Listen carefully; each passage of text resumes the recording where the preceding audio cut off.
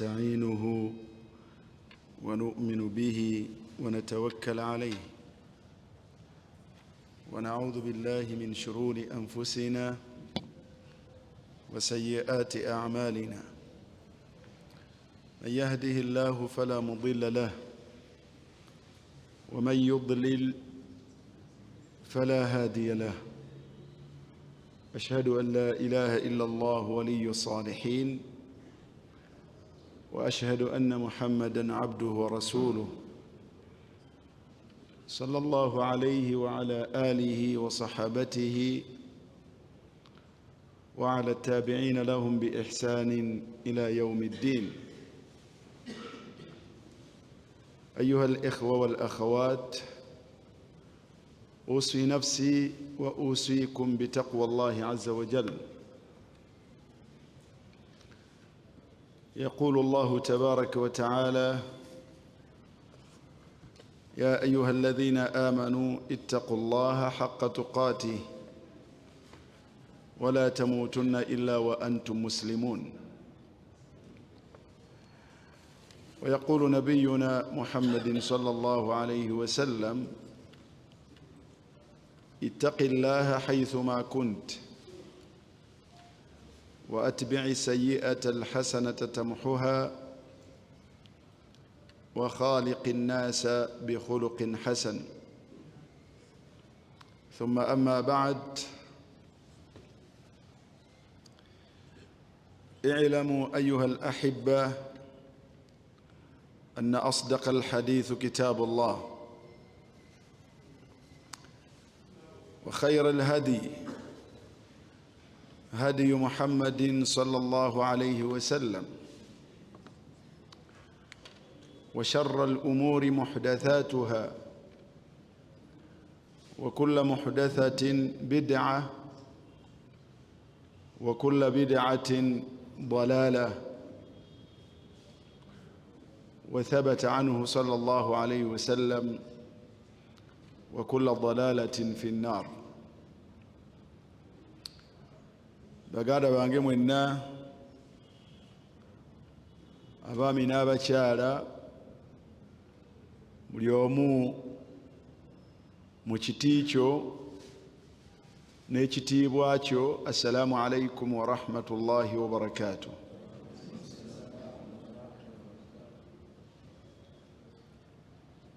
Oweekitiibwa Allah subhanahu wa ta'ala ye yekka atendebwa n'amatendo amalungi olubeerera era amajjuvu agataliimu bubi bwonna wadde obukendeevu bwonna ku mbeera zonna. Tumusaba Allah subhanahu wa ta'ala asse okusaasira kwe n'emirembe gye olubeerera ku mubaka we Muhammad sallallahu alayhi wa sallam. Oyo nno gwe yatuma eri abantu ffenna era nga kyakusaasira eri abantu ffenna n'eri ebitonde byonna. Sirema kubakubiriza na kubajjukiza nga nange neekubiriza okutya Allah subhanahu wa ta'ala mu bwennyini, okugezaako mu bwennyini bw'okumutya. Tusaba Allah subhanahu wa ta'ala kituyambeko. Baganda bange ne bannyinaze, tumwebaza Allah subhanahu wa ta'ala ekyengera ky'obulamu ekyakyabalekedde era naffe kyakyatwazise. Musaba ow'ekitiibwa Allah subhanahu wa ta'ala afuule obulamu bw'atulekera nga bwa nsonga okwongera n'okufaayo okulongoosa emirimu gyaffe n'ebikolwa byaffe.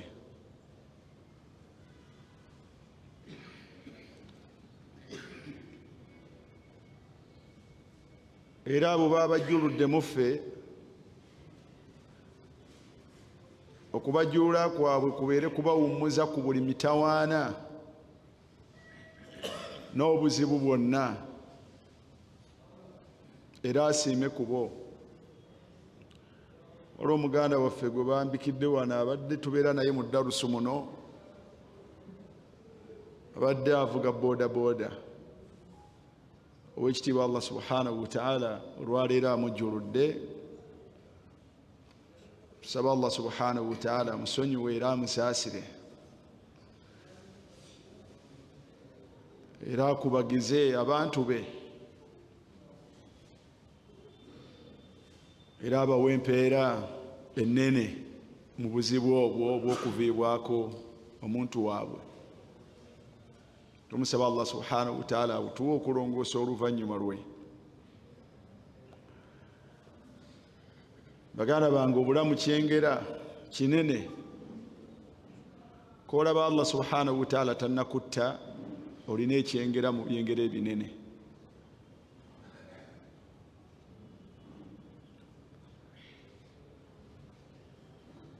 Ekyengera ky'obusiraamu, bw'oba omulamu Allah n'akuwa obusiraamu aba akuwadde kkula.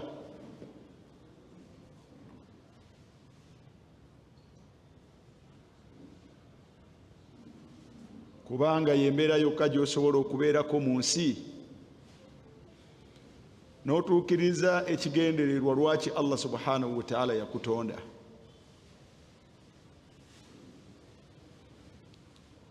Kale gwe ndaba oba mpuliriza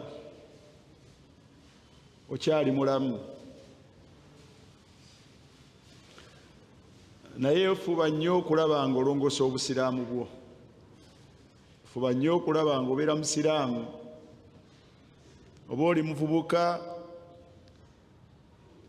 nga mmwe abantudde mu maaso bendaba, oba oli muntu mukulu bamyaka 40 n'okudda waggulu, oba oli mukadde bamyaka 60 n'okusukkawo, gezaako okulaba nga olongoosa obusiraamu bwo.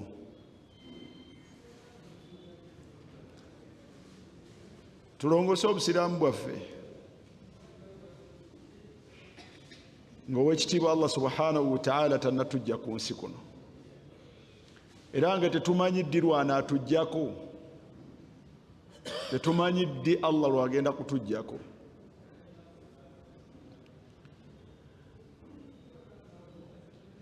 Allah bw'akuwa obusiraamu ategezaako okubeera nga obukoleramu obulungi n'okwewala ebyonoono. Gezaako. Allah kakuwadde obulamu, longoosa obusiraamu bwo mahma kaana al amur. Ate mu busiraamu bwo gezaako okulaba nga okoleramu emirimu emituufu. Gezaako okulaba ng'okolera mu busiraamu bwo emirimu emituufu.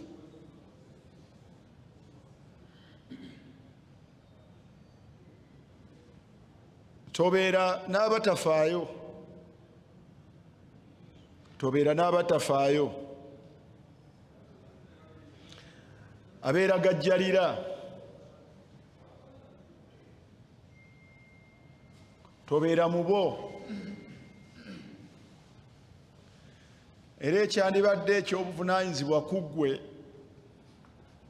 abalagajjavu bangi n'abatafaayo kukola bulungi na kwesamba byonoono be basinga obungi mu buli mulembe. Wandibadde nabo obeesamba, wandibadde obeesamba n'otabeera nabo. Mazima mu bintu eby'obulabe ennyo ye muntu okwetaba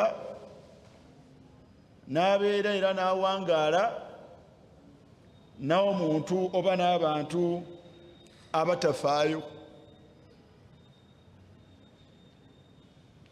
balwaza emitima ne bagyonoona, balwaza emitima ne bagyonoona, ne bukeera ku makyanga naawe obafaananyi. Kati annajaatu kulla najaat, okuwona kwonna kuli mu kubeesamba.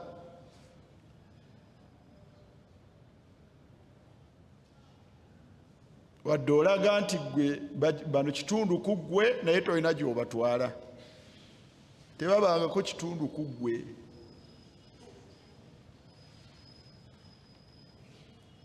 So si kya buvunaanyizibwa okubeera mu batafaayo.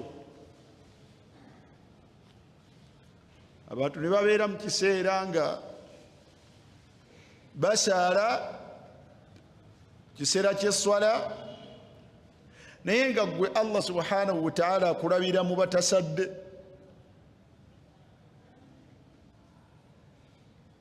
Abantu bali wamu n'abasaala, naye ggwe Allah akulabira mu nkuyanja esigaddeyo nga tesadde.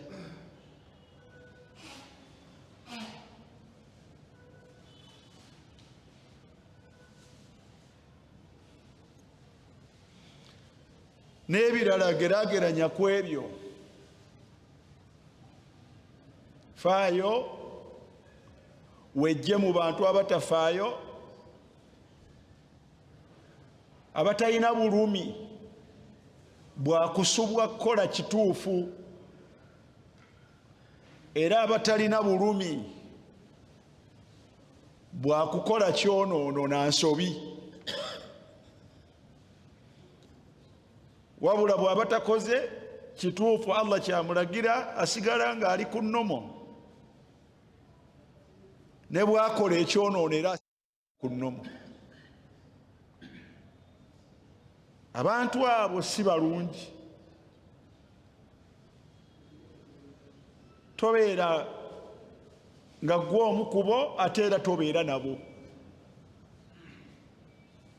Sahibi al-akhyar,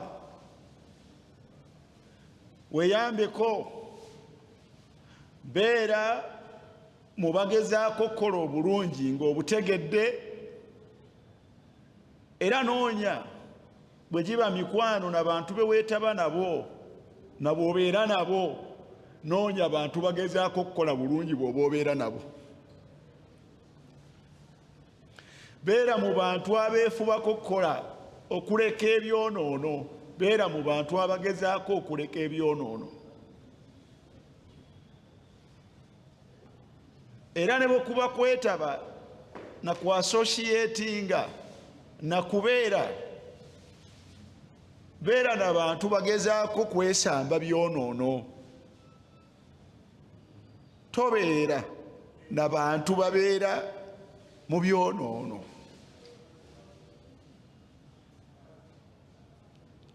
Toyinaayo eyo kifo. Nasalullah al-afwa wal-afiya.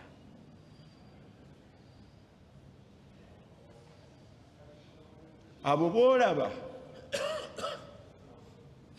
either be bagenda okubeera nga betwejjusa oba nga betwenyumiririzaamu.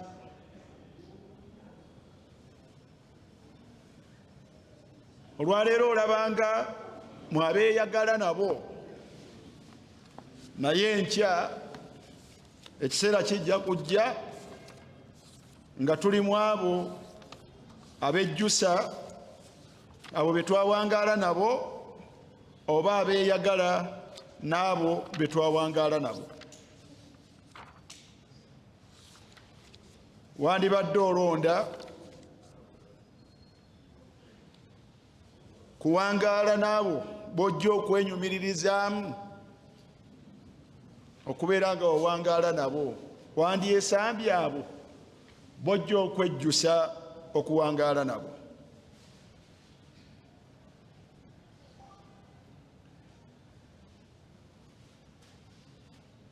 Owekitiibwa Allah subhanahu wa ta'ala mu suratu Al-Ankabut aya ya 25 yagamba ng'anyumya ku nabbi wa Ibrahim ng'agamba abantu be n'abagamba nti innama takhadhtum min duni llahi awthanan mawadda, mwasazeewo ne mulondawo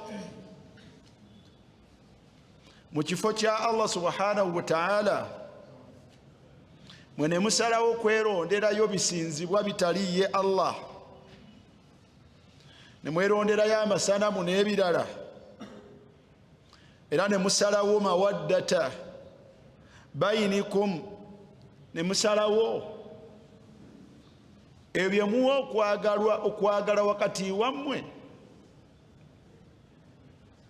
naye ebyo mubikoze fil hayati dunya, mukoze bwe mutyo mu bulamu bw'ensi, mwasazeewo okwagala ebisinzibwa ebitali Allah subhanahu wa ta'ala, era ne mubeera nga wakati wammwe nabyo waliwo okwagala okw'ekika ekya waggulu.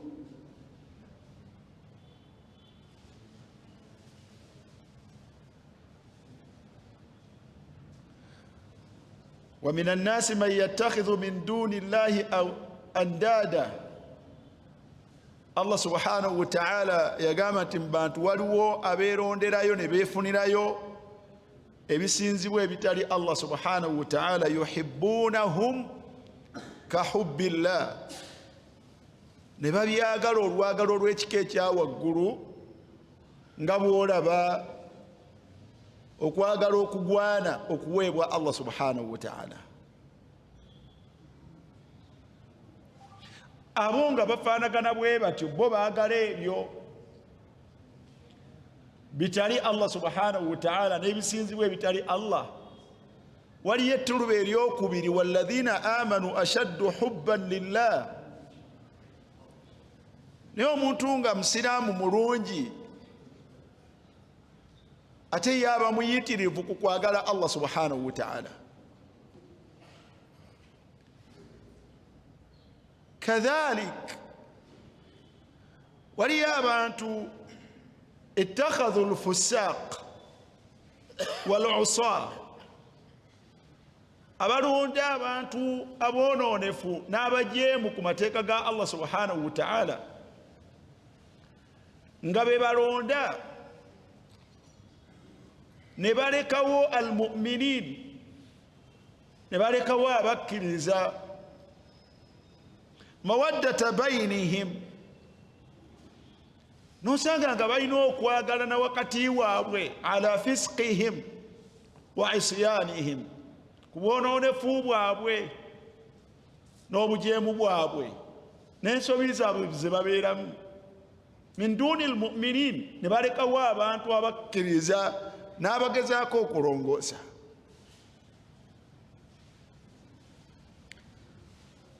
Ku sayidi endala era waliyo abo bali bwe batyo, naye ku sayidi endala waliyo walmu'minuuna walmu'minaat ba'duhum awliyaa'u ba'd, abantu abalongoosa obusiraamu bwabwe abaabi n'abakyala, ba'duhum awliyaa'u ba'd, balina omukwano ogwannamaddala ku buli omu ku munne. Ba'duhum awliyaa'u ba'd,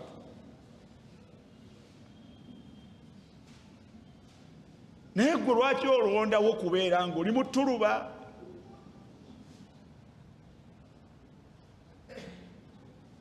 Nga gwe bw'owulira bw'otebenkera nabo, okuwangaala nabo, be weetaba nabo, wenyumiririza mu bantu bajeemera amateeka ga Allah subhanahu wa ta'ala. Bwe mutyo musazeewo okukola, innama takhadhtum min duni llahi awthanan mawaddata bainikum fil hayati dunya, bulamu bw'ensi bwe mutyo bwe mba mulonze. Naye yagamba abantu abo mu ngeri ey'okubeekesa, nga nange bwe mbagamba ti thumma yawma alqiyamati yakfuru ba'dukum bi ba'd, naye ekinakuwaza olunaku lw'enkomerero oluvannyuma lw'okuva wano we tuli, buli omu agenda kubeera nga awakanyiza ddala, nga tayagalira ddala, nga yeesambira ddala buli omu nga yesamba munne. Tolabanga gubasaza mukabu. Yawma alqiyama buli omu agenda kwesamba munne. Temwerimba.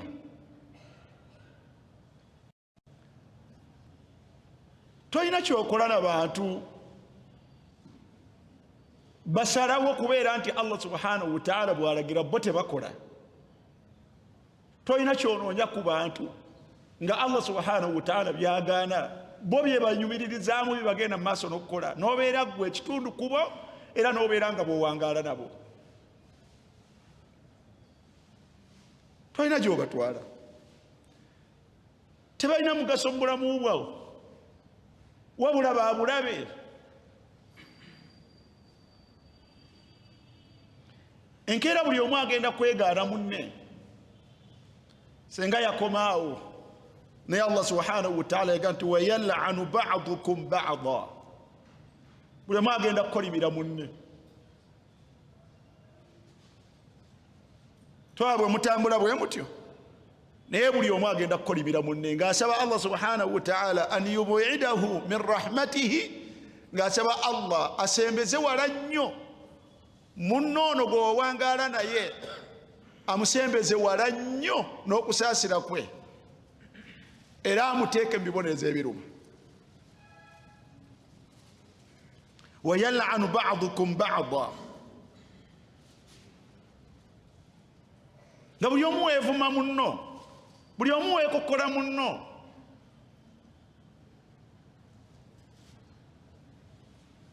Abantu bagenda kusabira bannaabwe b'owulira bawawaana nga babasabira eddwa ezeewuunyisa mu maaso ga Allah subhanahu wa ta'ala ku mukwano gw'oyo gw'olaba gw'obeera naye mu mbeera ezitategeerekeka.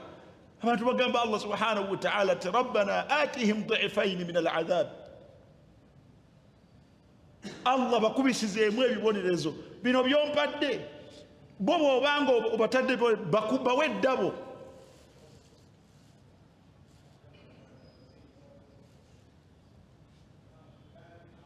wayal'anu ba'dukum ba'da. Embeera gye mulimu terina gyebatwala. Allah yaga nti wa ma'awaakumu nnaar. Mwe mulabanga abeeyagala naye obuddo bwammwe muliro. wa ma'awaakumu nnaar. Obuddo bwammwe muliro. Lwaki tubeera mu mbeera ne bannaffe nga gye bikomekkerereza tukomekkerereza mu muliro gwa Allah subhanahu wa ta'ala? Wandisuubiddeyo nno nti oba bwe munaabeerayo waliyo anaabataawe oba munna anaakutaasa. Naye Allah subhanahu wa ta'ala yaga nti wama lakum min nasirin. Kibi nnyo okubeera nga teriyo alibataasa ku bibonerezo bya Allah subhanahu wa ta'ala.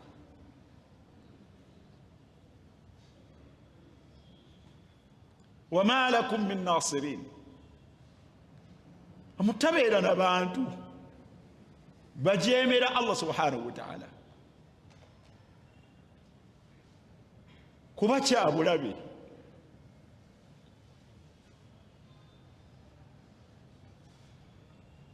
Emikwano egy'engeri eyo omuntu agidiliitinga mu bulamu bwe n'agijjamu, tolina gy'ogitwala.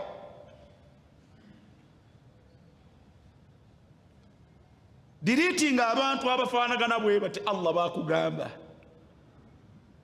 badiliitinge mu bulamu bwo, bajjeemu.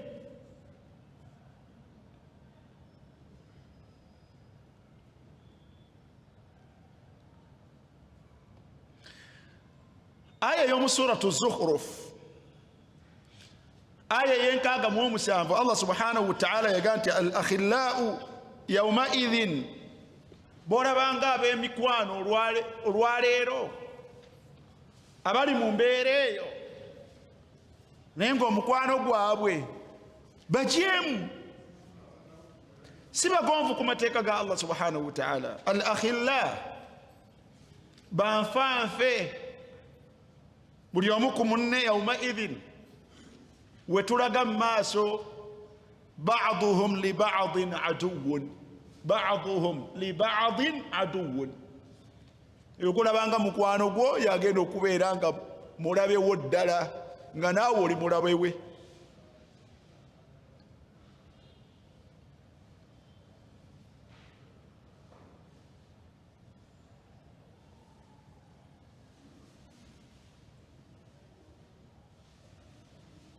yokulabanga mukwano gwo nfanfeewo ye mulabewo mu maaso woolaga. faayo ofune ekisembayo ku aya eyo Allah kyeyagamba nti illa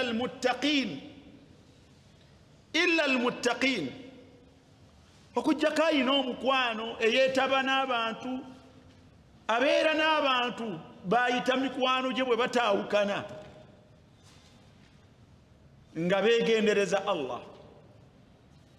muttaqin, Allah bw'abalagira bakola, Allah bw'abaziyiza baleka. Ayina omukwano nga bwegute bwe gufaanagana, abo bwekka be bali seefu.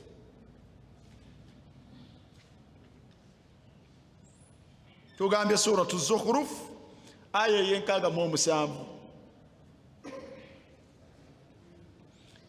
emikwano egyo abantu abo betwetaba nabo kwe kwejjusa kwaffe nga bw'okisanga mu suratu Al-Furqan. Allah yakyogera lunye mu suratu Al-Furqan aya ya 27 paka ku 29. yagamba nti wa yawma ya'addu adh-dhalim ala yadayhi, muntu yenna akola obulyazaamaanyi eryeryazaamaanya, obulyazaamaanyi obw'engeri zonna, lwagenda okuluma ennweze nga bw'alaajana ng'agamba nti yaqulu ya laitani, nga yejjusa kale senga ittakhadhtu ma'a ar-rasuli sabila, kale senga nakkiriza nengoberera omubaka sallallahu alaihi wasallam okuluŋŋamya kwe n'ebiragiro bye, nenteeka mu nkola bye yandagira nendeka byaŋŋaana. ya laitani, kyekyamuziyiza n'ekyamulemesa okukola ekyo, aga nti zinsanze nze, laitani, kale senga lam attakhidh fulanan khalila, kale senga saafuula gundi nga gwe mpita naye. oteekawo erinnya lyoyo gw'oyita naye, senga tewafuula Yusufu nga gw'oyita naye, senga tewafuula Ashinda nga woyita naye, senga tewafuula Umaru nga woyita naye, ky'omwejjusaako si kirala. obuzibu bwe nafuna mu kubeera naye, laqad adallani, bwe nabeera naye nakomekkereza ndi mu bubuze. bwe nabeera n'omuntu oyo nakomekkereza ndi mu bubuze.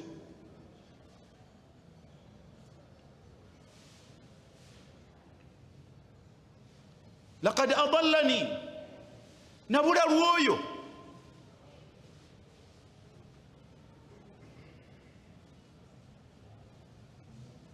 laqad adallani ani dhikri ba'da idh ja'ani, ne bwe bambuuliranga amazima n'ebituufu nga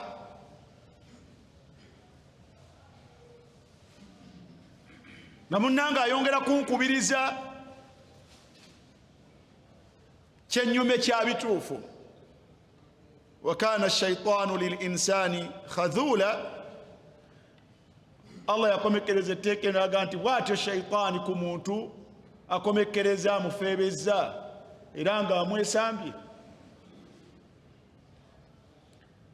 bw'owulira shaytaani wano ng'ataayogera ku bantu, oyinza okunoonya akakwate kaakyo ne kakubula. genda mu suratu Nnaas, min sharri lwaswasi lkhannas alladhi yuwaswisu fi suduri nnas, abantu abaleeta emitawaana mu mitima gyaffe. osaba Allah subhanahu wa ta'ala ne weegoma gy'ali abakwesambye Allah subhanahu wa ta'ala baliridda wa saalongo shaitani ezo ziliridda wa Allah yaga nti min aljinnati abamu majinni gotalaba ate wannas abalala bantu nga ggwe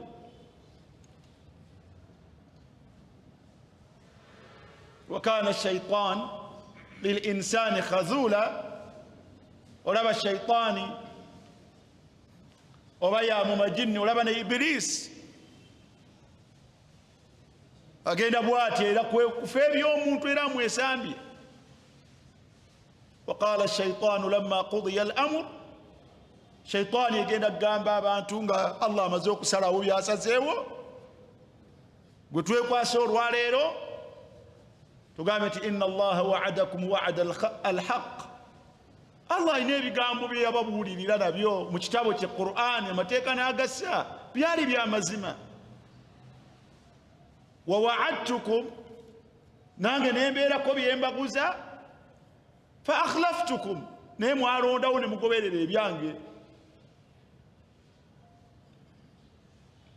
mumbeera wama kana li alaykum min sultani illa an da'awtukum fastajabtum li nabasenda nammwe ne musalawo okugoberera nze ku mbeera etali ntuufu gye mbakubiriza okubeerako naye okumanya enkomero yabyo nanga kugamba nti ma ana bimusrikhikum wama antum bimusrikhi sigende sobola bataasa ate namwe temugenda kuntaasa naye mulondawo omutyawo kugoberera embeera gye bagamba nti ng'ate mukimanyi nti inni kafartu bima ashraktumuni min qabl mukimanyi bulungi nti oyo gwe mwasoosowazaako ne musalawo okulekawo ebibye ne mugoberera ebyange mumanyi bulungi nti namujeemera lubereberye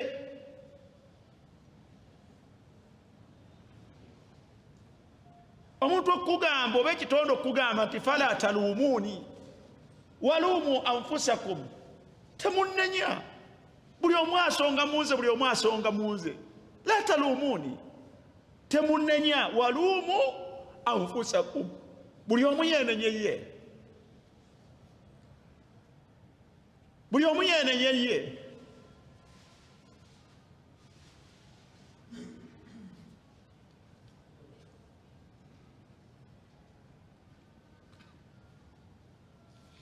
olaba abantu bano abeefuula ab'ekitalo kuffe era nabo obweba tubagenda okutulaga nga si bye baliko idh tabarra alladhina tubi'u abantu balina abantu bebagoberera era be babeera nabo naye Allah subhanahu wa ta'ala aga nti waliyo ekiseera nga abantu abo bagenda kubeesamba idh tabarra'a اذكر وقت يتبرأ الذين اتبعوا abo bemulugoberera ku butali butuufu kaina man kanu oba bebaani naye kasita obeera n'omuntu n'ogoberera omuntu ng'omugoberera ku bitali bituufu ekiseera gye kiri ng'agenda kukwegaana na kwesamba beesambaani min alladhina ttaba'u nga bagaana era beesambira ddala beegaanira ddala abo boolaba bagoberera olwaleero wara'aw al-adhab naye luvannyuma lwakulaba bibonerezo bya Allah subhanahu wa ta'ala wataqatta'at bihim al-asbab nga buli kyokka mu kiseera ekyo nga tewakyali kyakkola tekyali lukwe muntu lwasobola kukola asobole okuwona وقال الذين اتبعوا omuntu asigale mu kwegomba na kwogera bigambo law anna lana karratan fanatabarra minhum kama tabarra'u minna omuntu asigale ku mabbali nga gwe yabali agoberera ku bitali bituufu amweganye amwesambye adde wali yeekubagize kati mbakubeerayo nakakisa bino senga nabimanya mu kiseera kituufu osenga Allah atuwaayo omukisa لو أن لنا كرة fanatabarra minhum kama tabarra'u minna, naffe twandibesambye ng'olwaliro bwe batweganye. Kadhalik Allah kati embeera bwetu bwegenda okubeera, yurihimu llahu a'malahum hasaratin alayhim. Allah bwagenda okutulaga emirimu gye twakola ne bannaffe abo nga tegyali mituufu wabula yalinga loosi, tegyalimu mugaso, kwali kumala budde na kwonoona budde na kwezikiriza. Wal asri innal insana lafi khusrin. Era naawe omanyi nti embeera gye mubeeramu ne banno mubeera mu bitali bituufu, era tebigenda kukyuka kufuuka bituufu. Mubeera mwenna ne mutasaala, nembeera mwenna nga mwenna mulina esente naye nga ku mwenna tekuliiko awazzaka, nembeera mwenna Allah bw'ati bw'abasitudde kirasi yammwe yabafunyemu ku ssente, naye mwenna temugenda kulambula nyumba ya Allah. Mubeera mwenna bwe mutyo, mirimu gyammwe gyegyo.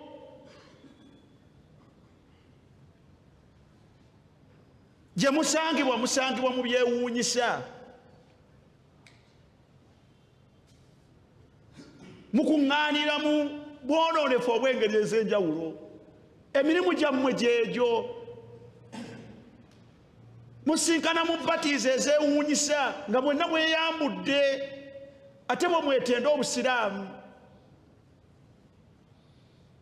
Musangibwa mu batiizi ezijjuddemu emyenge n'obusiraamu bwammwe.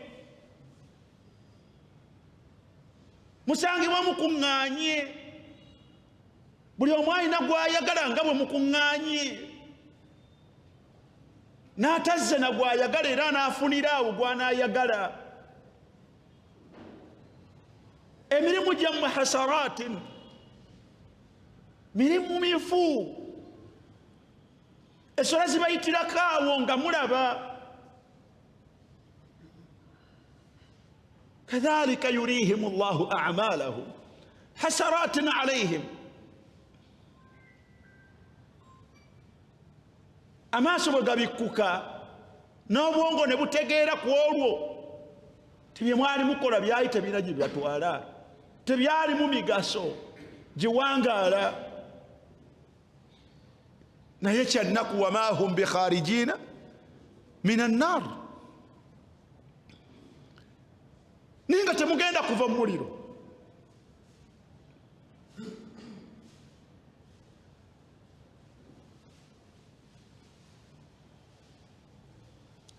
Toyina kye weetaaza kwetaba n'abantu mu nsobi zaabwe.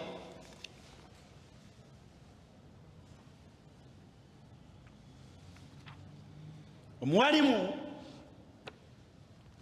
Ibn al-Qayyim al-Jawziyya mu kitabo kye bayita Tibb al-Qulub, Saleh Ahmad al-Shami yakuŋŋaanya ebigambo bye ebisangibwa mu bitabo ebyenjawulo n'abikuŋŋaanyiza mu kitabo kino kye bayita Tibb al-Qulub, okujjanjaba n'okuvumula emitima. Naye bwe yali alaga mufsidatul qalb ku peegi eya 5 ebintu ebyonoona omutima gw'omuntu,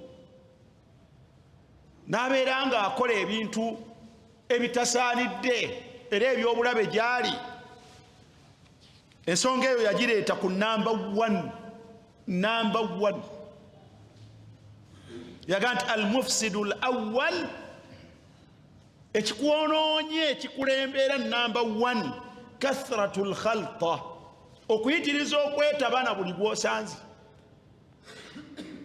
Kathratul khalta, o associatinga n'abantu b'otateekeddwa ku associatinga nabo, ala fisqihim wa isyanihim, ku bwonoonefu bwabwe n'obujeemu bwabwe ate gwe bw'oyita nabo. Ne mu kaseera bakusanga oli naabo. Kyavaaga nti fa amma ma tu'thiruhu kathratu lkhalta famtilau lqalbi min dukhani anfasi bani adam hatta yaswadda.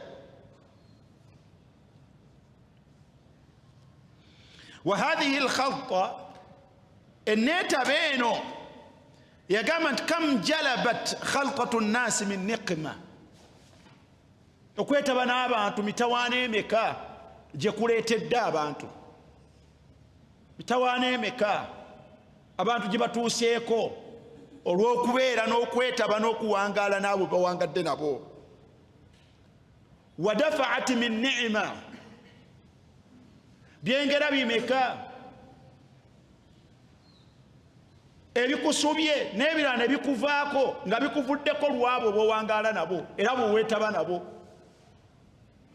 wa anzalat min mihna, ebyengera bikuvaako n'okomekereza ng'ogudde mu bizibu. wa attalat minha wa ahallat min raziya, okomekereza gikusudde mu bunyoomoofu. wa waqaat fi baliya wa hal afatu nnas, abaffe abantu balina ekizibu illa nnas, tekiri nti ekizibu ky'abantu bantu, ekizibu ky'omuntu bantu.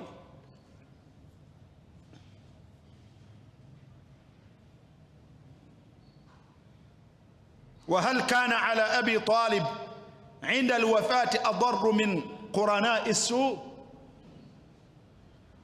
taata wa nabbi omuto oluvannyuma ng'amaze n'okutereera n'okutegeera bulungi mu kiseera kyogga ekyokufa, mutabani wamufubako nagati taata naye n'olaba kino n'olaba na kino n'olaba na kino. sajja mukulu obwongo butegeera, naye ekyamuleetera obuzibu nga ne Allah subhanahu wa ta'ala bw'atu yakiteekateeka. basajja bakulu kumwogereza banne babeera nabo kati mwana wange mpeebuuke ku nkomerero y'obulamu, kansigale bal ala millati Abdul Muttalib, kansigale ku nkola ya Abdul Muttalib. wakati mukakasa nti kyoliko kyekituufu naye nja kuweebuuka eri bannange. famata ala kufrihi lam yazalu bihi hatta halu bainahu wa baina kalimati wahidan توجب له سعادة الأبد. وهذه الخلطة okwetaba kuno kwolaba abantu bitwetaba nabo التي تكون على نوع مودة في الدنيا, kusibuka kulwa kwagala kutwagalana mu nsi. تنقلب إذا حقت الحقائق عداوة, kwe kugenda okukyusa embeera nga ddala ekyuse kukyuke nga bulabe bwennyini. naye abantu abo boolaba betwetaba nabo balimu emitendera egy'enjawulo. nekkiriza tusomeko emitendera ebiri tugikujjukizeeko. yagamba nti wannaasu aqsaamun, abantu bano betwetaba nabo ne boolaba teeka okuba abeegendereza ba mitendera egy'enjawulo. yaleeta emitendera ena naye katulabe ogwokusatu n'ogwokuna.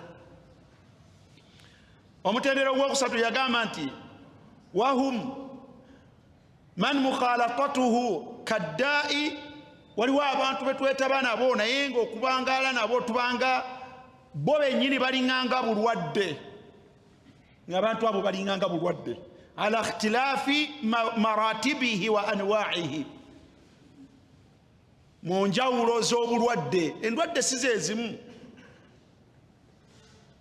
waliyo obulwadde nga butonotono, wabeerayo endwadde nga nnene. wa quwwatihi, n'amaanyi gaabwo g'endwadde, wa du'ufihi, n'obunafu bwazo. faminhum man mukhalatatuhu kaddaa'i al-'udal wal marad al-muzmin, waliwo abantu ng'okubeera naye obanga alonze kansa, kookolo ow'olubeerera. wahuwa man la tarbahu alayhi fi diinin wala duniya, nga taliimu magoba gadda gy'oli si ku nsi yo wadde enkomerero yo. wa maa dhalika fala budda min an takhsira alayhi ddiin wadduniya, okomekereza ensi ye kusubye ekwononeseeko n'enkomerero yonge n'eddiini yonge ekwononeseeko au ahadihima oba ekimu ku bibiri nga kikufudde. Fahadha idha tamakkanat mukhalaqatuhu wattasalat fahiya maradu lmauti almakhuf, obulwadde obukutuusa kufa.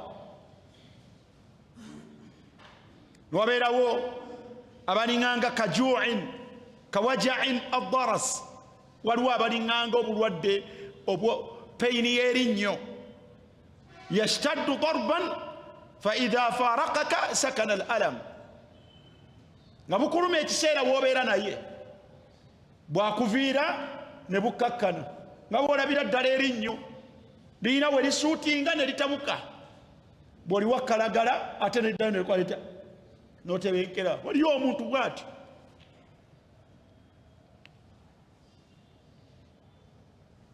نسأل الله العفو والعافية. الإمام الشافعي رحمه الله يقامت ما جلس إلى جانب ثقيل تتولك السيدي يانجي muntu gwensitowererwa إلا وجدت الجانب الذي هو فيه أنزل من الجانب الأخرى. okujjako nga mpulira bw'aba atudde sayidi eno nga mpulira sayidi emu esse ku sayidi zange olw'obuzito bwe mba mpulira.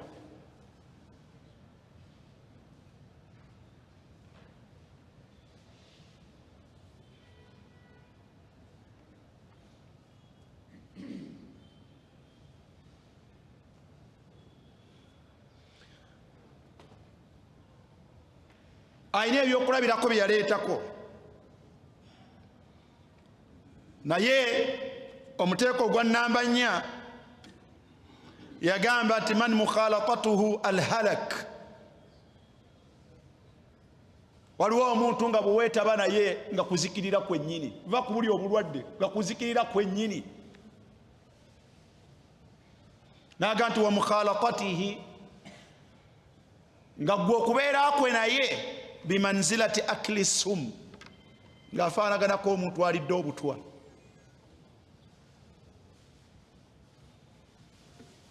Waliwo abantu, nasalu llah alafu walafia, salo waliwo abantu ng'okubeera naye obanga alidde obutwa.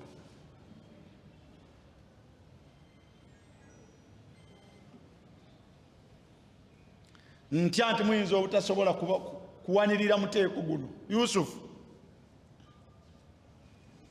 fa in ittafaqa li akilihi tiryaq wa illa fa ahsana Allahu fihi al'azab. Senga Allah subhanahu wa ta'ala bwe yali obutwa obufaanagana bwe butyo Allah akusaasidde n'obwetagguluzaako oba weesiimye naye ekitali ekyo ogwana kukubagiza kuba wazikirira. Naye omuwalimu yali awandika yaga nti wama akthara hadha ad-darb min an-nas, ate nga bayitirivu la katharahum Allah. Saba Allah subhanahu wa ta'ala alime kuba tuyinjiwaliza. Ashinda gwona obivunula bino jangu ntunulirewoko, jangu tufaayo.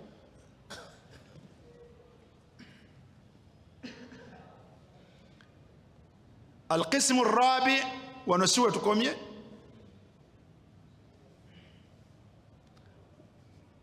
لا كثرهم الله يا قانت وهم أهل البدع.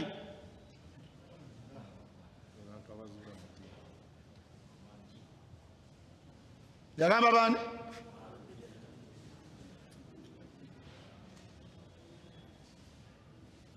ويبدي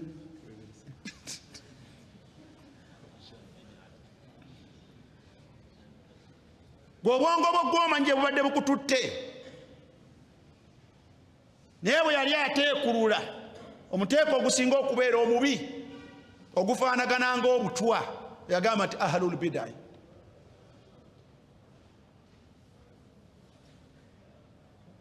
ahlul bid'i okwetaba n'abantu banna bid'a mu bid'a zaabwe muganda wange ahlul bid'i wadalala bid'a tekoma bukomyawo wabula buki bubuze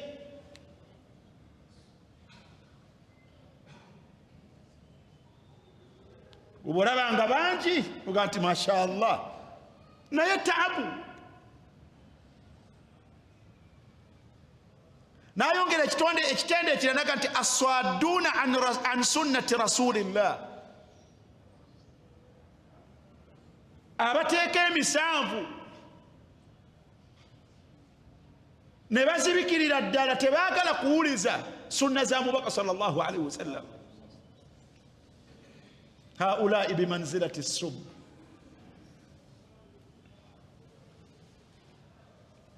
era addauna ila khilafiha era nga bakowoola abantu babakowoola eri ekyenyume ekya sunna osanga omuntu ng'akubiriza bid'a la hawla wala quwwata illa billah era ng'akubiriza banne munywerere wano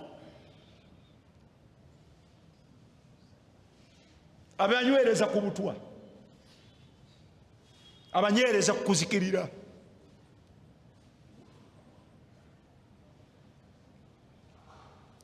weewale kasratul khalta wabadde omanyi bali abeetaba mu byetwogeddeko babeera mu mazina gaabwe twala tugende waliyo ettaabu eno waliyo eno ettaabu butwa bwennyini ate guno mulembe gwabwe guno omulembe balina amaanyi gootalabanga abakulu bavaayo n'abato ne bavaayo n'abavubuka ne bavaayo ala bida'ihim n'okowoola abantu okwekunywereza ku zo n'okubiririza ddala abantu beesamba essunna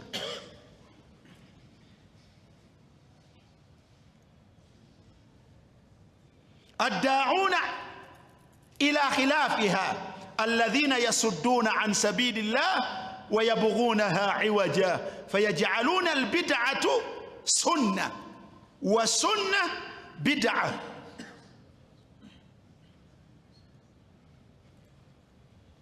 ebizule mu busiraamu bye balaga nti yenkola omuntu kwasaana okubeera ate enkola eya sunna balaga nti ye bid'a era omutasaana gibeerako Allahu almustaan era bakyusa wal ma'rufu munkara ebintu ebimanyiddwa mu busiraamu nga byebyomu busiraamu bye balaga nti si bya mu busiraamu bitamwa omuntu akulaga era n'akuteekerako ddala brand wabeera mu swalayo noga nti rabbi ghfirli waliwalidayya warhamuhuma kama rabbayani saghira kama jaa fi lqur'ani wassunna nakulaga nti mwe temusabira bafu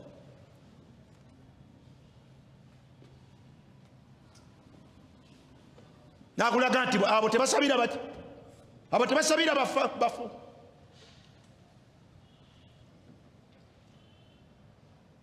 wa idha jaa ate bwajja ku mbeera etaliiko wadde hadith ennafu wadde enzuule nti musabe bwe mutyo aye nakulaga nga ye sunna era nakubiriza nti kukwata okwo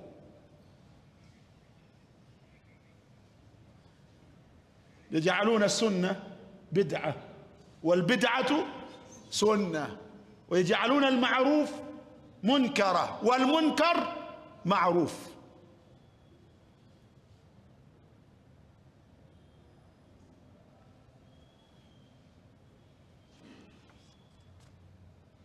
akhi alkarim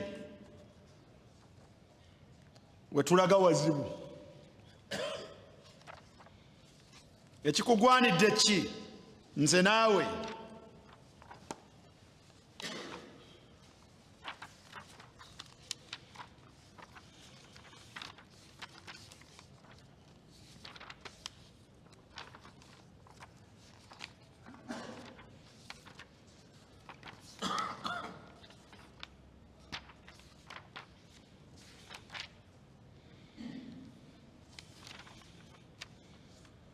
beera n'obulamu, beera n'obulamu. Omuwalimu ono nagambye ekitabo bakiyita Tibbul Qulub, kyakuŋŋaanyizibwamu ebigambo bya al-Imaamu Ibnul Qayyim al-Jawziyya. Ebigambo ebyo bikuŋŋaanyizibwa mu bitabo by'omuwalimu oyo ebyenjawulo, naye byakuŋŋaanyizibwa omuwalimu ayitibwa Salih Ahmad Ashami. Bw'oba obyagala, njagala nnyo okuwa referensi. Bw'oba obyagala naawe ogenda okola otya? Obitunuleko, genda obitunuleko naawe osome. Toleekaana obuleekaanyi. Yaga nti bw'oba nga oyagala owone, yaga nti ma'rifatul haqqi wattibaa'ihi, ma'rifatul haqqi wattibaa'ihi, ku peegi 156. Faayo weefubeeko omanye ekituufu kye ki mu ddiini yo. Buli omu weerwaneko okufaayo, okunoonya, okumanya ekituufu kye kiki mu bulamu bwo.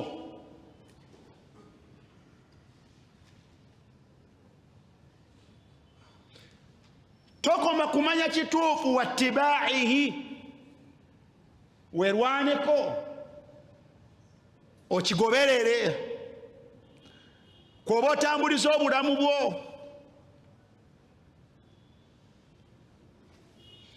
bw'okimanya ebyo biri ku peegi 156, bw'okimanya wala tubaali, tofaayo, tofaayo kwani atakiriiko. Allah bw'akutanda n'akuwa okumanya mayiga ekituufu kye kiruwa, kigoberere nga tofuddeeyo, kwani atakiriiko. Abalala baleke bakole bye baagala.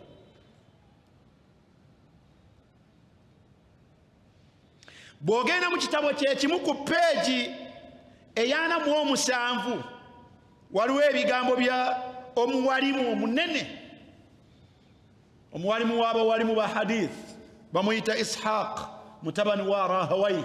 Ba Bukhari bonna oyo muwalimu waabwe, Ishaq ibn Rahoya au ibn Rahawayh. Olunaku lumu Ishaq ibn Rahawayh yabuuzibwa ku nsonga, walaqad su'ila Ishaq ibn Rahawayh an mas'alatin fa ajab. Yabuuzibwa ku nsonga n'ayanukula nga bwe yajanukula. Tuli wamu? Faqila lahu, kyebava bamugamba, inna akhaka Ahmad ibn Hanbal, oyo naye munene, al-Imam Ahmad ibn Hanbal sahibu al-Musnad, bamugamba nti nga bw'oyanukudde bw'otyo muganda wo Ishaq Ahmad ibn Hanbal yaqulu fiha bimithli qawlika, yaqulu fiha bimithli qawlika, nga bw'okyanukudde naye bw'akola atya? Bw'atyo bw'akyanukula. Omanyi bwe yagamba? Gwe bw'obanga gwe amawulire ago bwegafunye nti wayanukudde ekiga, ensonga bagikubuuzizza, ne bagamba nti ne sheekhe gundi bw'atyo bw'agyanukula, owulira otya? Owulira otya? Dokitawamu owulira otya? Oba olikakasiza nti kyoliko kituufu? Abadan, Yesu bwe yabitegeera. Omanyi bwe yayanukula? Yagamba nti ma dhanantu anna ahadan yuwafiquni alayha, ma dhanantu anna ahadan yuwafiquni alayha. Ne Ahmad bw'atyo bw'akyanukula, kale nze sisuubirangayo nti omuntu yenna akyanukula nga bwe nkyanukula. Talina bwetaavu bwa kumanya ani yayanukudde atya. Yamanya ekituufu n'akinywererako, era bw'omubuuza kyakola atya? Kyakuwa, kyakwanukula. Talinayo ssuubi kubeerayo omuntu omu mu bawalimu nga naye bw'ali omuwalimu, talinayo ssuubi kubaayo na muntu akyanukula nga bw'ayanukula. Tafaayo. Oba abalala baanukula bate be bamanyi. ma dhanantu anna ahadan yuwafiquni alayha.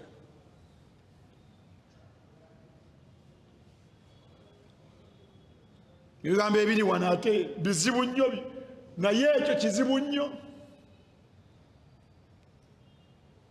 Omuntu yeke yeekakasizza nti ekyo kye kituufu, n'obujulizi bwakyo ne bweba teriiyo akyanukula nga ye bwakyanukudde talina nsonga, era yeewuunyeza ti waliyo n'asobola okukyanukula nga bwekyanukudde. Faayo okumanya ebituufu byebirwa mu mulembe guno. Faayo nnyo okumanya ekituufu kyeki mu bulamu bwo, mu ddiini yo.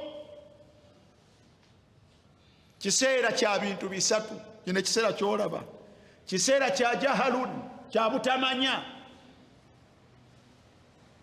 Abantu tebamanyi. Omwalimu bw'abadde ayogera ku bulwadde bw'obutamanya, nasalullah alafu wal afiya, yagamba nti bayanu amradi alqalb, okunyonyolako ku bulwadde bw'omutima. Yagamba nti maradu alqalbi naw'ani, obulwadde bw'emitima gyaffe bwa ngeri mmeka? Bwa ngeri bbiri. Bisange ku peegi 161 mu kitabo kyekimu kye tusoma. Yagamba nti al awwal, omuteeko ogusooka, naw'un, gwe muteeko nga la yata'allamu bihi sahibuhu fil hal, nannyini gwo tawulira bulumi bwa bulwadde. Mulwadde naye tawulira bulumi bwa buki? Bulumi bwa bulwadde. Wa huwa an-naw'u al-mutaqaddim, bwe bulwadde bwenkulembeza okwogerako emabega. Naga nti kamaradi al-jahal, ng'obulwadde bw'obutamanya. Unasun jahala, abantu tebamanyi ddiini yaabwe, tebamanyi Allah waabwe, tebamanyi mubaka waabwe, naye tebawulira ku bulumi nakamu.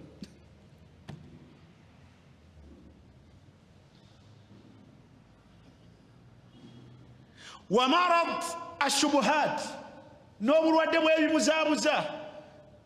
Ffe twatabulwa, ono seeka agamba kino, ono seeka agamba kino, kati ffe tuli awo tetumanyi oba mutuufu yaani. Ishtabaha alayhi al-amr, ensonga zakola zitya? Zamutabukako ali awo fil hayra, tamanyi which way to go. Bw'obanga eyo ye status mw'oli oli bubi.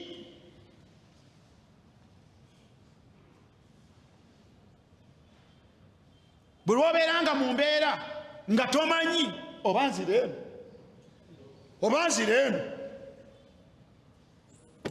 osigala awo. Ffe basheeka batutabudde, onaagamba kino, onaagamba kino, kati twabivaako.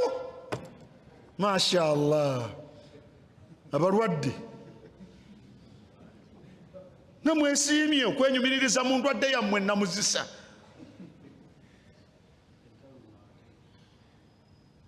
Naye balwadde naye bali comfortable, bali mu comfort zone.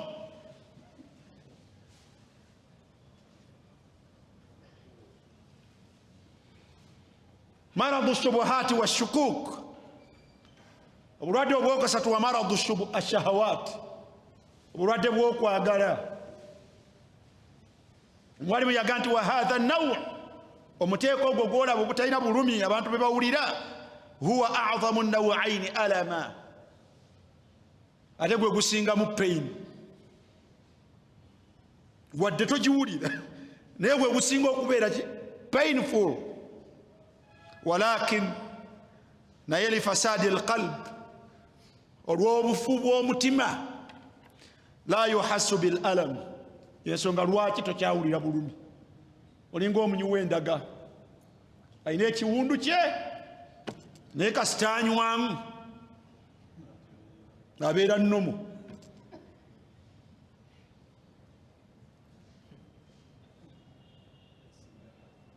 Kati emitima kagyafa ne gyonooneka, omulwadde w'obutamanya n'omulwadde wa shubuhaati ebibuzaabuza n'omulwadde waki w'okwagala okw'engeri ez'enjawulo tawulira nti alina n'ekizibu.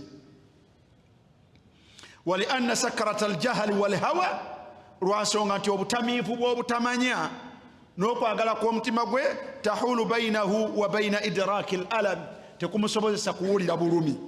wa illa naye obwenyini bw'ensonga fa alamuhu hadirun fihi, obulumi bwe bumulimu, hasilun lahu, bumuliko ddala, wa huwa mutawarin anhu, naye abwekwese bishtighalihi bididdihi, olw'okuba alina ebimutawaanya ebirala. wa hatha akhtaru almaradain wa as'abuhuma, bwe bulwadde obusinga okubeera obw'obulabe era obuzibu. bulwadde obusinga okubeera obw'obulabe era obuzibu. bulwadde bwaki? butamanya naki? kubuzaabuzibwa naki? n'okwagala. nze kyenjagala, mashallah, alabanga mulamu era akugamba mundeke nkole byenjagala bambi. muganda wange, faayo maarifatu lhaq wattibaihi, faayo weefubeeko okumanya ekituufu mu bulamu bwo, ekituufu mu ddiini yo, ekituufu mu ntambula yo, ekituufu mu bikolwa byo, ekituufu mu bigambo byo, ekituufu mu mpisa zo, enneeyisaayo. wattibaihi, bw'omala okibanja kigoberere. wala tubani, tofaayo ku batabiriiko. dai nnas, abantu baleko obadde obatwalawo.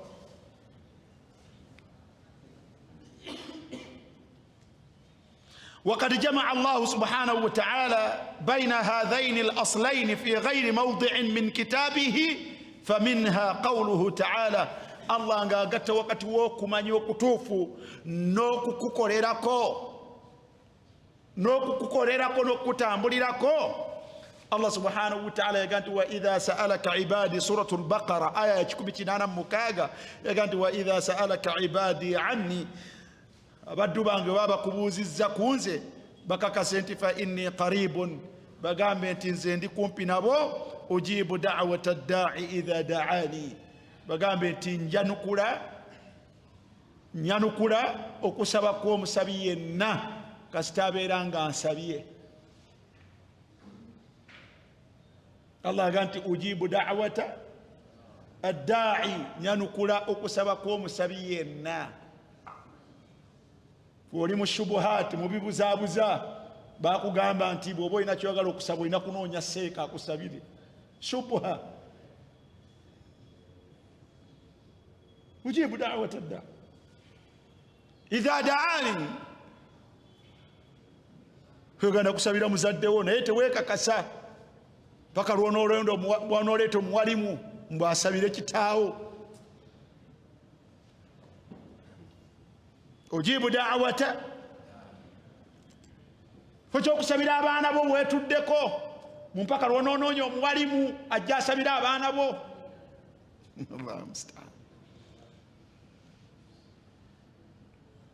idha da'ani, naye okumanya amazima n'ogagoberera. Allah yagamba nti falyastajibu li waliyu'minu bi la'allahum yarshudun. omwalimu agamba nti fajamaa subhanahu wa ta'ala baina al-istijabati lahu wal imanu bihi. Allah n'agatta mu aya eyo ebintu bibiri byatwetaaza.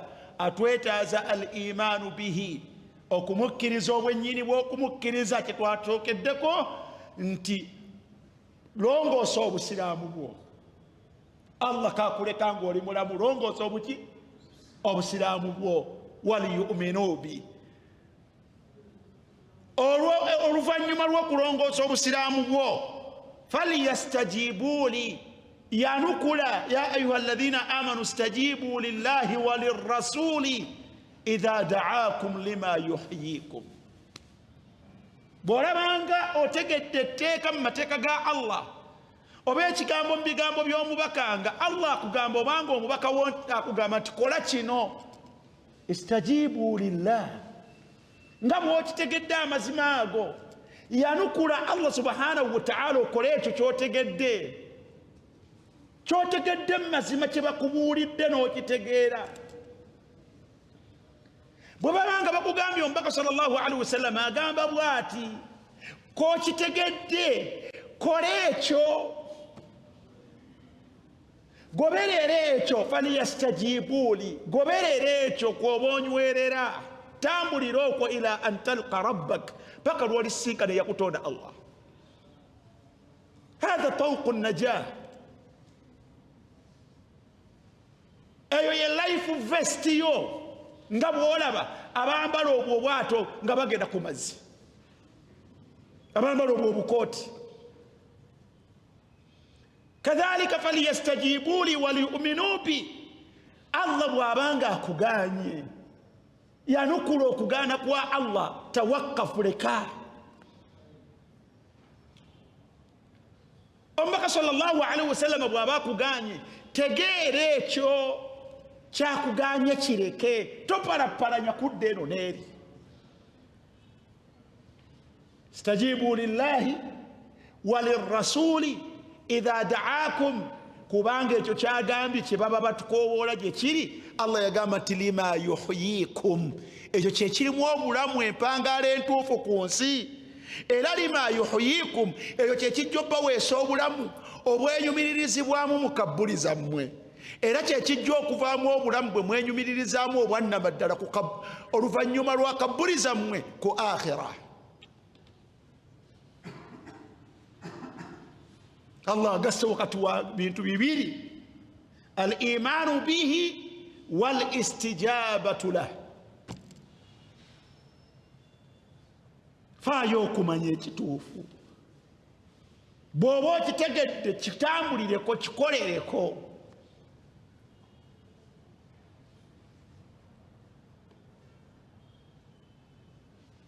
mu suratu al-a'raf aya ya 157 Allah yagamba nti falladhina amanu bihi yali ayogera ku mbaka sallallahu alaihi wasallama wa minha qawluhu ta'ala an rasulih Allah yagamba nga ayogera kumwe naga nti falladhina amanu bihi abantu abamukkiriza omubaka sallallahu alaihi wasallam wa azzaruhu wa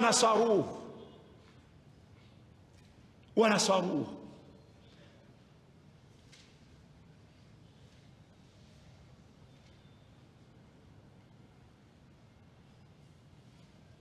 ng'ogyeko okumukkiriza n'okufuuka abamubeererawo era ne beewaayo ku lulwe era ne bamutaasa mu mbeera zonna.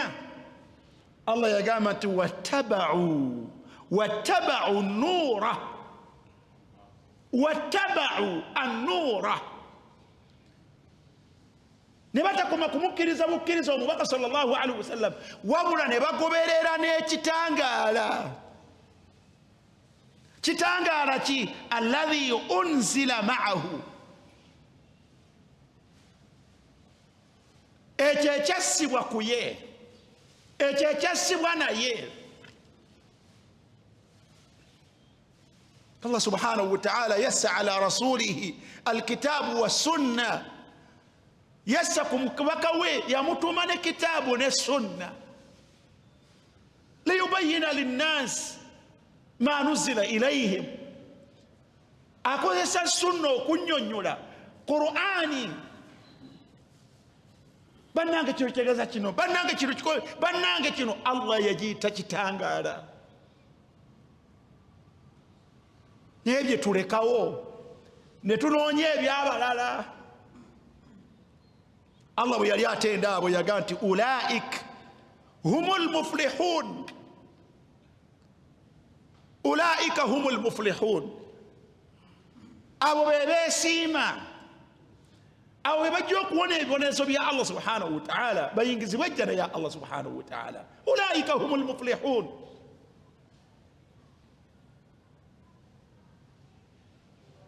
muve mu butamanya,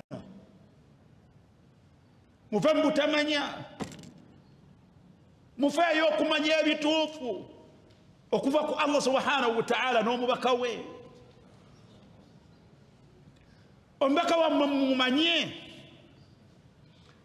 obwennyini bw'omubaka wammwe.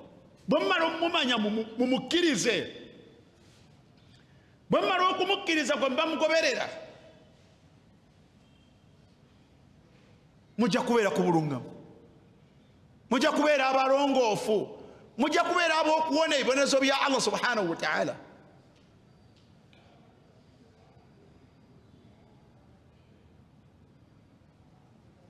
Ulaika humul muflihun.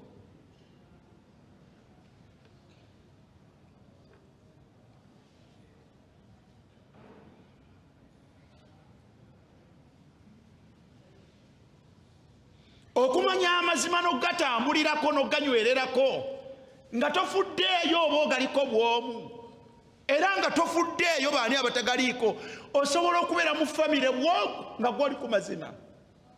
Muntu asobola okubeera mu famire Allah n'aluŋŋamyamu ye yekka bw'ati, n'amuwa obusiraamu basigadde bonna nga si basiraamu. Hal yadurruhu dhalik? Kimukosa? Kimukosa? Abadan takosebwa. Allah subhanahu wa ta'ala yaba amutaasizza. Naye nga ali atya? Ali omu. Bannabbi ba Allah subhanahu wa ta'ala tebaakosebwa kubeera ku mazima nga ali yekka n'ava mu mulembe bw'omu nga teri yamukkiriza. Mbaka yagamba sallallahu alaihi wasallam nti uridat alayya al-umam, Allah yandaga emirembe egy'enjawulo ne bannabbi be yajja atuma mu gyo. فرأيت النبي ليس معه أحد، فرأيت النبي نبي قالت نندا بالنبي نلبكو مبكى مرامبا nga laysa ma'ahu ahadun, yawangala mu bantu n'ababuulira amazima n'agabasomesa, naye ne wabulayo n'omwe yamugoberera n'amukkiriza ku mazima ago n'ava mu nsi ng'avudde mu bwomu. Ma darrahu dhalik.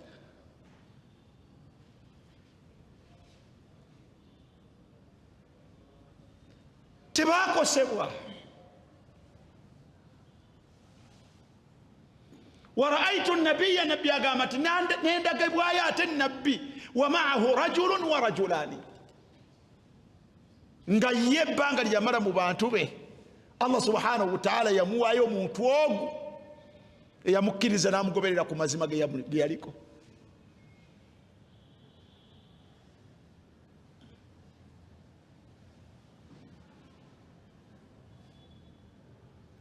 Muve ku bantu, manya amazima, weerwane kw'omanya amazima era gagoberere. Nga tufundikira Allah subhanahu wa ta'ala yagamba yagatta olubeerera wakati w'okumukkiriza n'okwerwanako n'okufuba okukola obulungi. Amazima ago gatambulirako. Ayati mpitirivu mu suratul Baqara wenyine wetandikira Allah yagamba nti dhalika alkitabu la raiba fihi hudan lilmuttaqin. Naye yagatta n'alaga obukkiriza bwabwe, yagamba nti alladhina yu'minuna, n'alaga obukkiriza bwo ne bye bakkiririzaamu bilghaibi, yu'minuna bilghaib. Naye n'alaga okugoberera kwabwe ebituufu bibategedde, wa yuqimuna as-salah, kiyamanya essala baziyimirizaawo mu bwennyini bw'okuziyimirizaawo, asaala mu bwennyini bw'okusaala. Kiyamanya wa mimma razaqnahum yunfiqun, kiyamanya zaka agiwa yagimanya, ne saddaaka ezitali za buwaze era nazo yazimanya nti zirimu obulungi obudda gyali Allah azimulagira n'omubaka. Era mimma razaqnahum yunfiqun tiyakoma kwekyo, walladhina yu'minuna bima unzila ilaik, bakkiririza mu mazima ago ag'ebigambo bya Allah ebyassibwa ku Muhammadin sallallahu alaihi wasallam. Lwaki babikkiriza? wa bilhaqqi anzalnahu wa bilhaqqi nazal, obwennyini bw'ensonga Allah ye yabissa, ate n'ebyeyassa byennyini nnyini ago mazima gankukunala gamanye ogakkirize ate ogagoberere. wama unzila min qablik wa bil akhirati hum yuqinun. beera akakasa okukakasa okutalimu kubuusabuusa nti enkomerero gyeri. thumma turadduna ila alimi alghaibi washahada fayunabbiukum bima kuntum ta'malun. otambula naye nesi enkomerero yo. enkomerero yo ojja kuddizibwa eri amanye ebyolwatu n'ebyekyama mu byokola, akulage mu lwatu, akubuulire, akwoleke byonna bye walinga okola mu nsi muno, ate akujuliriza empeera. in khairan fa khaira, bwe biba birungi era akujuliriza empeera yabyo nga nnungi. wa in sharra fa sharra, bwe binaaba bibi era ajja kujuliriza empeera embi. tilka daru lakhira naj'aluha lilladhina la yuriduna uluwan fi lardi wala fasada walaqibatu lilmuttaqin man jaa bilhasanati falahu khayrun minha. anajja n'ekituufu nga yakimanya n'akikola, falahu khayrun minha, Allah ajja musasula bulungi mukyo. naye tebikomaawo. waman jaa bisayiati, waman jaa bisayiati, najja n'ebitali bituufu. tewafaayo kumanya bitali bituufu, wabula wawangaalira bitali bituufu. waman jaa bisayiati, era gwe n'owangaalira omwo. fala yujiza alladhina amilu sayiat, fala yujiza alladhina amilu sayiati illa ma kanu ya'malun. teri Allah kyagenda kusasula okujjako ebyo. teri Allah byagenda kusasula okujjako ebyo. wa bil akhirati hum yuqinun ulaika ala huda, ulaika ala huda.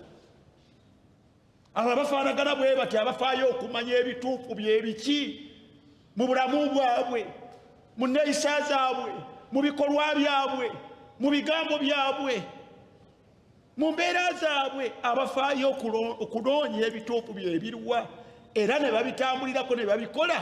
ala huda min rabbihim, be bali ku buluŋŋamu okuva eri Allah waabwe. wa ulaika humul muflihun, wa ulaika humul muflihun. muganda wange, manya ebituufu, faayo omanye obutuufu. va mu butamanya, va mu bimbuzaabuza. mbeera si ntuufu eyo, mu mbuzaabuzibwa.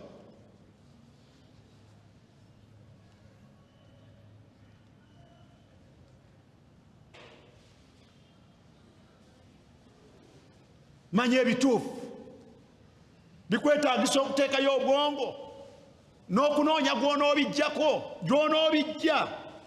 wa gye nsobola okusoma ekituufu, n'okuwaayo obudde ogenda obisomeyo osobola okubitegeera.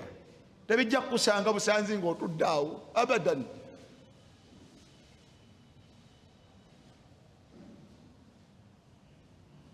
si buli gw'olaba ayogera nti ayogera bituufu, abadan. beera selective. nga muli selective mu bye mukola mu bizinesi, nga bizinesi tetambula, lwaki muyo mubeera selective? lwaki mukusoma ddiini ya Allah mwagala gisoma kullu ma habba wa dabba? buli gwe musanze mwagala musomako ddiini era muga nti ayogera ddiini. gamba bwe obusiraamu bwe buli, obwa wansi obwa layisi bwe butyo, buli omu abutaputa.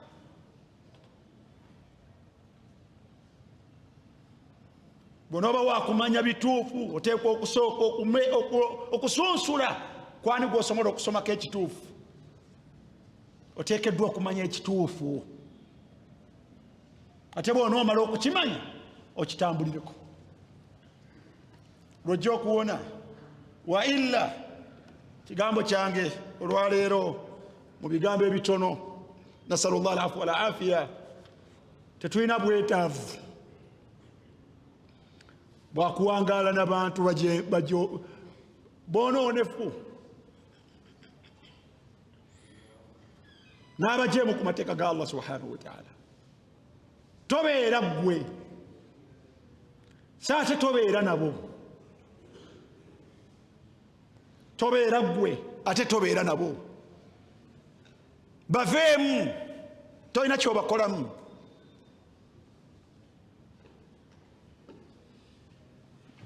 They are not adding any value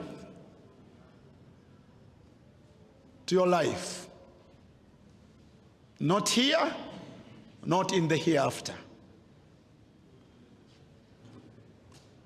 Tebalina kye bongera ku bulamu buno, si wano mu nsi, si luvannyuma lwa kugivaamu. Delete them.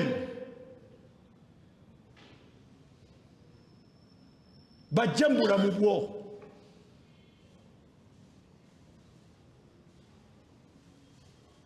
Ojja kumanya nti they were harmful to your life nga it's too late. Babulabe eri obulamu bwo.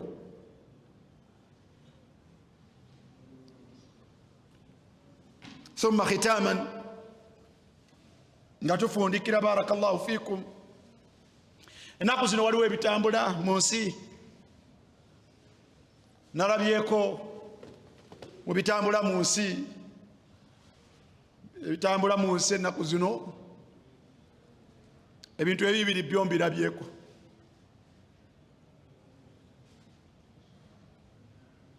Waliwo abantu bwe baali baasiba emyaka ng'ena emabega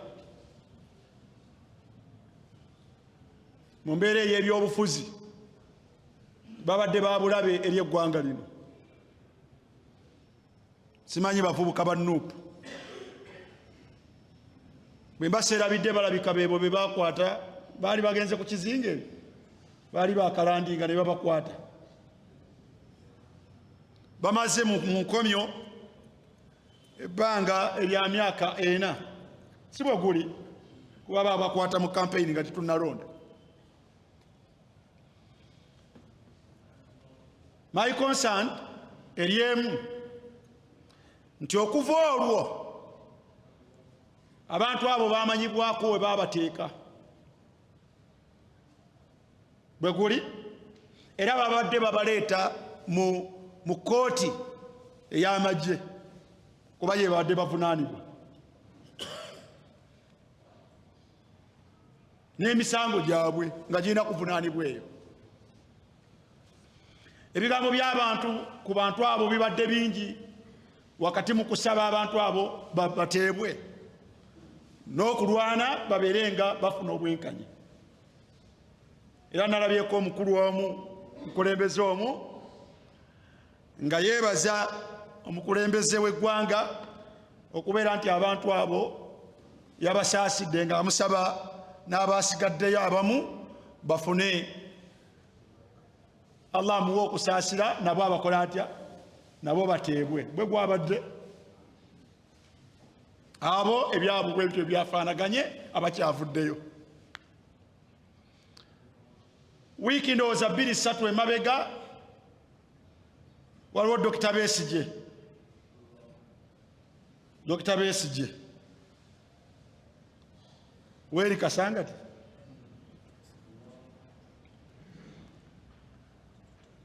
namulabyeko nga bagamba nti bamukwatidde Kenya eyo,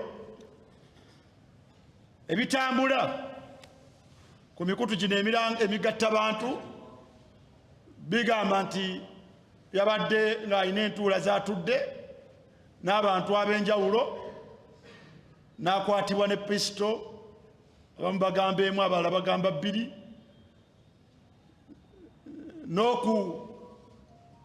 ogezaako okufuna obuvujjirizi bw'ensimbi ndowooza obuyinza omuyambako okubeera nga akola byalowooza byalina okukola mu nsi muno.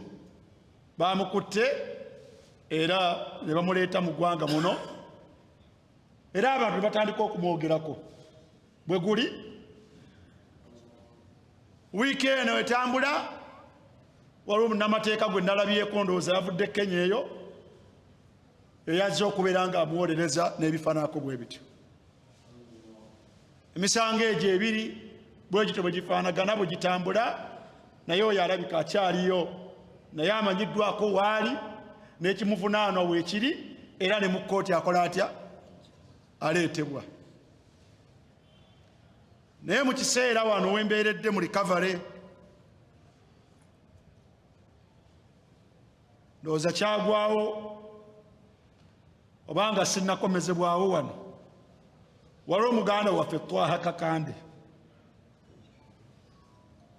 waliwo muganda waffe Sheikh Twaha Kakande yakwatibwawo mu Kisenyi ku dduuka lye, n'abuzibwawo n'atwalibwa gy'atwalibbwa.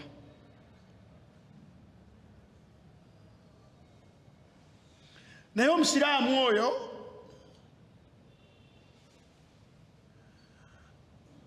saagala kumwogerako nsonga yamukwasa, kuba sigimanyi era sigiwulirangako. Nawuliddeko amaloboozi abiri. Nawulirako omuwalimu omu ng'agamba nti ensonga ze amanyiddwa waali, twala tugende, simanyi abantu be bamuwuliza. Era naga nti enkya essaawa 4 bajja kuba bakoze batya? Bajja kuba bamutadde. Nawulirako omuwalimu omu. Waayita ennaku 2 ng'ate waliwo omwogezi wa poliisi, oba mwogezi wa poliisi oba wa poliisi, ng'avuddeyo ng'agamba nti omuseeko ono yeemulugunyizibwako, abantu be bagende bafayiringa effayiro, tutandike omunoonyerezaako. Byantabula.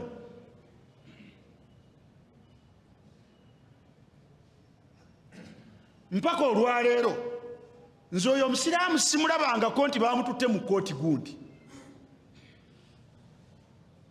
Omuwalimu oyo simulabangako nti bamututte mu kkooti gundi.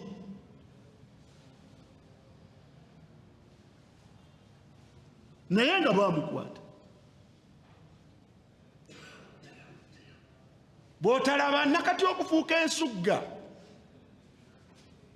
Naye Twaha Kakande mumanyi emyaka 3 emabega.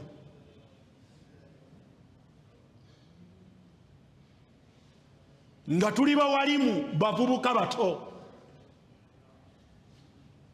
Mu ttuluba eryo tuwangadde mpaka olwaleero.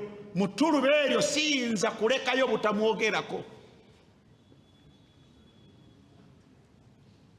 Ekisooka musiraamu, ekyokubiri muwalimu nze bwe mumanyidde, ekyokusatu mpangadde naye mu saakoozi ze zimu. Bw'otalaba gino emigozo bano gy'edduniya,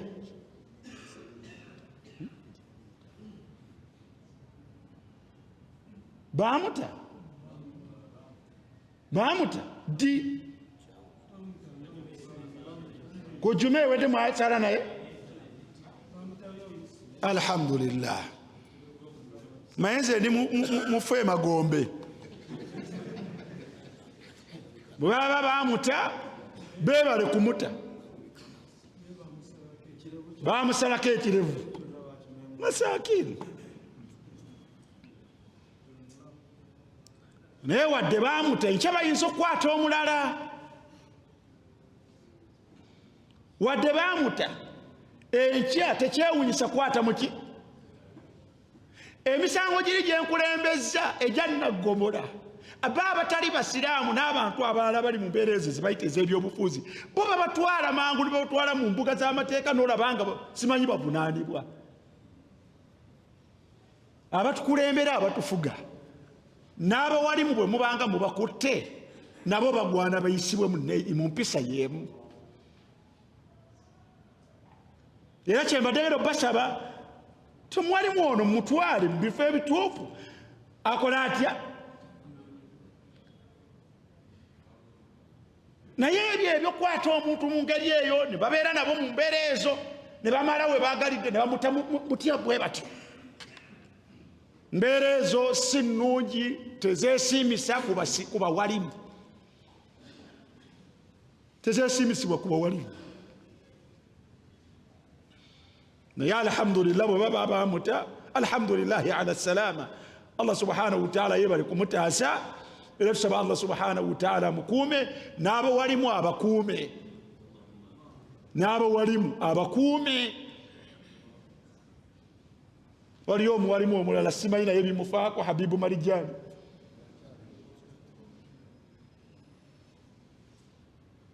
n'omuwalimu omulala gyali Habibu Marijani. ate oyo bamukwata bbanga mabega.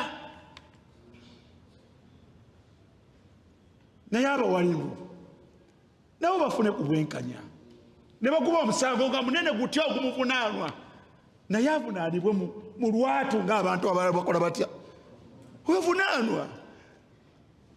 nze siri muto, siri muto. ebitambula mu ggwanga lino ebimu mbikola ntya, otalaba buno obulwadde obuntawaanya, naye mbimanyako. nkya bajja kukwata omulala, nkya bajja kukwata omulala. naye embeera ezo nga baana abalala nabo bwe batreatingibwa mu mbeera eyo, n'abo wali musenga, kale senga n'abo wali bwe batyo batreatingibwa. waliyo ebirala mutajja kusobola, naye nabyo nandibyogedde, naye temujja bisobola. emitima gyammwe minafunafu, miyabayaba, mirwadde. bwebuzibu bwe mulina. Lwataani alina emisango eminene okusinga be baali bataddeko gwali gwaki. naye bagendanga mu kooti ne bawoza ne baddayo ne batta, naye bwatuuka kiseera ne bakola batya, ne babata. ono yaagu gwe gwanjawulo ki, gwabibu Marijani gwanjawulo ki? Allah tusaasire tuleme kukoowa nnyo, wabwa okoowa oba tokyalina byowe. so alhamdulillah, naye tusaba Allah subhanahu wa ta'ala abawalimu atukuume, era n'abawalimu abakuume, n'abasiraamu Allah abakuume, n'abasiraamu Allah abakuume. weewale omusiraamu yenna n'omuwalimu yenna, weewale embeera gy'oyinza okubaamu ne batandika okukulowolerezaamu. weewale embeera gy'oyinza okubeeramu ne batandika okukulowolerezaamu n'okusuubiriza oluusi by'otakola otya, by'otali. ya ayuha alladhina amanu khudhu hidhrakum, ya ayuha alladhina amanu khudhu hidhrakum. mubeere n'okwerinda, mubeere n'okwegendereza.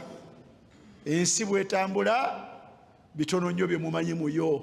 oyinza okukeera ku makya nga bakkasuse gye bakkakuse nga teriyo nanyega ku ggwe. bakkasuka gye bakkasuse nga teriyo asobola kunyegako. buli omu ajjudde entiisa, bwe nanyega nange tebakola batya, nange sifuna obuzibu. kati nga tonnatuuka mu mbeera eyo, abadde omwegendereza yasinga. tonnatuuka mu mbeera eyo, abadde omwegendereza yasinga. temwerabira tuyingira 2:25. ebiyinza okubeeraawo biyinza okubeera bingi, biyinza okubeeraawo biyinza okubeera biki bingi. obwegendereza abawalimu, obwegendereza abasiraamu. kola byonna byokola, tambula entambula gy'otambula, naye ng'oli muki, ng'oli mwegendereza. tambula, kola byokola, naye beera mwegendereza. la tuqi'u nafsaka fi mawaqi'i tuham, la tuqi'u nafsak fi mawaqi'i at-tuham. teweeteeka mu mbeera z'osobola kusuubirizibwamu bitali bituufu eziyinza okukuleetera obuzibu. tegerekese bulungi. munjozi ayoleze omuwalimu oyo okubeera nti Allah subhanahu wa ta'ala sallamahu. ate tusabire ne muganda waffe ne baganda baffe abalala abali mu mbeera ezo, nabo Allah subhanahu wa ta'ala abajje mu mbeera ezo, ate naffe atukuume. barakallahu fikum wa jazakum Allahu khaira. سبحانك اللهم وبحمدك أشهد أن لا إله إلا أنت أستغفرك وأتوب إليك. wassalamu alaikum warahmatullahi wabarakatuh.